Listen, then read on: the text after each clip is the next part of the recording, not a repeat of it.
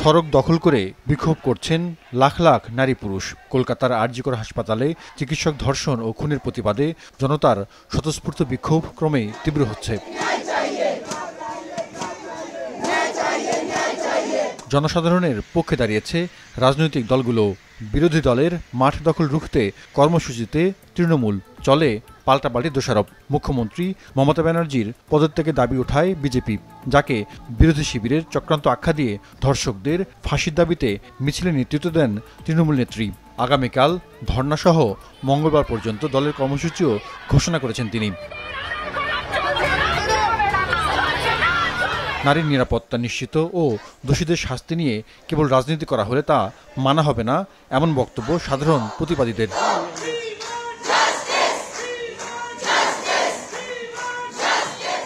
রাস্তায় বিক্ষোভের মধ্যেই ভারতে চিকিৎসকদের সবচেয়ে বড় সংগঠন ইন্ডিয়ান মেডিকেল অ্যাসোসিয়েশন সকাল থেকে ২৪ ঘন্টার ধর্মঘট পালন করছে। তবে জরুরি রোগীদের প্রতিবাদ মঞ্চ থেকেই সেবা দেওয়া হচ্ছে।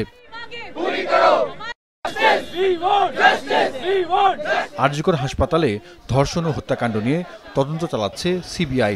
সহকর্মী সহ হাসপাতালের কয়েকজনকে সন্দেহভাজন বলে উল্লেখ করেছেন নিহত চিকিৎসকের বাবা মা। তাদের মধ্যে ৩০ জনকে চিহ্নিত করে এখন জিজ্ঞাসাবাদের প্রক্রিয়া চলছে।